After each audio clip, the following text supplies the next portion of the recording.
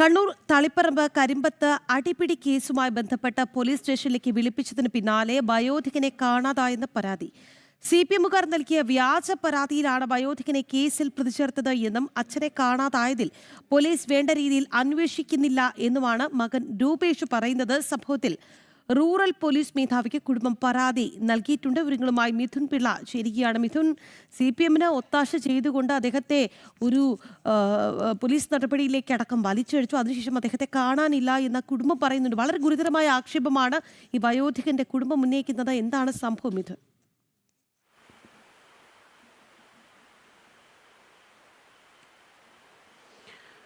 രാഖി, ഇക്കഴിഞ്ഞ 28-ാം തീയതിയാണ് ഈ ഒരു സംഭവം നടക്കുന്നത്. അവിടെ ഒരു കേസുമായി ബന്ധപ്പെട്ട്, അടിപിടി കേസുമായി ബന്ധപ്പെട്ട് ഈ കൃഷ്ണൻ എന്ന് പറയുന്ന വ്യക്തിയെ അദ്ദേഹത്തെ പോലീസ് സ്റ്റേഷനിലേക്ക് വിളിച്ച് വരുത്തുകയായിരുന്നു. തൊട്ടു പിന്നാലെ വീട്ടിൽ നിന്ന് പോയ കൃഷ്ണനെ പിന്നീട് ആരും കണ്ടിട്ടില്ല. ഏതാണ്ട് 19-ാമത്തെ ദിവസമാണ് ഇന്നിപ്പോൾ. അപ്പോൾ ഇദ്ദേഹം എവിടെ പോയി എന്ന കാര്യത്തിൽ ഇപ്പോഴും ഒരു അവ്യക്തത തുടരുകയാണ്. അതിൽ വളരെ പ്രധാനപ്പെട്ടൊരു സംഭവം എന്ന് പറയുന്നത് ഈ കേസിന് കൃഷ്ണനുമായി ബന്ധപ്പെട്ട് യാതൊരു ബന്ധവുമില്ല എന്ന് കുടുംബം തന്നെ പറയുന്നുണ്ട്. കാരണം ഈ സംഭവം നടന്നു എന്ന് പറഞ്ഞ് ഈ CPM-കാർ നൽകിയ പരാതിയുടെ അടിസ്ഥാനത്തിലാണ് കൃഷ്ണനെതിരെ കേസെടുത്തത്. കൃഷ്ണനെ 4-ാം പ്രതിയും മകനായ രൂപേഷിനെ 1-ാം പ്രതിയുമാക്കിക്കൊണ്ടാണ് കേസെടുത്തത്. അതായത് സമീപത്തെ വീട്ടിന് മുന്നിൽ പടക്കം പൊട്ടിച്ചു, അതിനെ തുടർന്ന് സംഘർഷമുണ്ടായി എന്നൊക്കെ പറഞ്ഞാണ് കേസെടുത്തത്. അതായത് ഈ വിഷുവിൻ്റെ സമയത്താണ്. അതിന് തൊട്ടു പിന്നാലെയാണ് ഈ അടിയും ബഹളമൊക്കെ ഉണ്ടാകുന്നത്. അതിനെ തുടർന്ന് ഈ കൃഷ്ണനെ 4-ാം പ്രതിയാക്കി കേസെടുക്കുന്നു. ആ കേസെടുത്തതിൻ്റെ അടിസ്ഥാനത്തിൽ കൃഷ്ണനെ ചോദ്യം ചെയ്യാനായി പോലീസ് സ്റ്റേഷനിലേക്ക് വിളിപ്പിക്കുന്നു. തൊട്ടു പിന്നാലെ അദ്ദേഹത്തെ കാണാതാകുന്നു. 75 വയസ്സിന് മുകളിൽ പ്രായമുള്ളൊരു വയോധികനാണ് അദ്ദേഹം.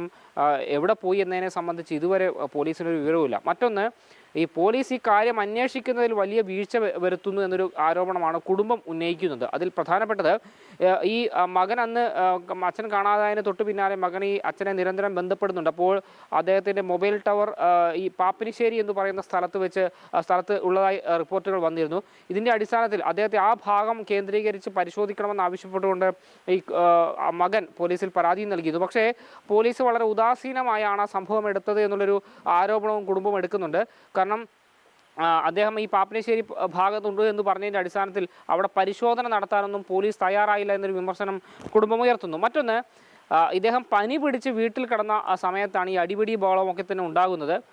അന്നേ ദിവസം വീട്ടിൽ കിടന്ന ആളെയാണ് കളവായി ഈ കേസിൽ പ്രതി ചേർത്തിരിക്കുന്നത് എന്നൊരു ആരോപണം കൂടി കുടുംബം ഉന്നയിക്കുന്നുണ്ട്. മറ്റൊന്ന്, ഇത് രാഷ്ട്രീയ പ്രേരിതമാണെന്നാണ് കുടുംബം പറയുന്നത്. കാരണം ഈ മകൻ രൂപേഷ് നേരത്തെ ഈ കരിമ്പം ഫാമിൽ ഒരു CPM-ൻ്റെ മുൻ ബ്രാഞ്ച് സെക്രട്ടറി അവിടെ ജോലി ചെയ്യുന്ന ഒരാളാണ്. അയാൾ നിരന്തരം അവിടെ വന്ന് ഒപ്പിട്ടതിന് ശേഷം ജോലി ചെയ്യാതെ പാർട്ടി പരിപാടികൾക്ക് പോകുന്നു എന്ന് പറഞ്ഞുകൊണ്ട് അദ്ദേഹം ഒരു പരാതി നൽകിയിരുന്നു. അതിൻ്റെ പേരിൽ തുടങ്ങിയ രാഷ്ട്രീയ വൈരാഗ്യമാണ് പിന്നീട് ഈ അടിയും ബഹളത്തിലേക്കൊക്കെ തന്നെ എത്തിച്ചത്. അതിന് തൊട്ടു പിന്നാലെയാണ് ഇത്തരമൊരു കേസ് അച്ഛനെയും മകനെയും പ്രതിയാക്കിക്കൊണ്ട് കേസെടുക്കുന്നൊരു സാഹചര്യം. ഏതായാലും വളരെ ദുഃഖകരമായ സംഭവമാണ്. ഈ 18-19 ദിവസമായിട്ടും 75 വയസ്സ് കഴിഞ്ഞ അദ്ദേഹത്തെ ഇതുവരെ കണ്ടെത്തുവാൻ പോലീസിന് സാധിച്ചിട്ടില്ല.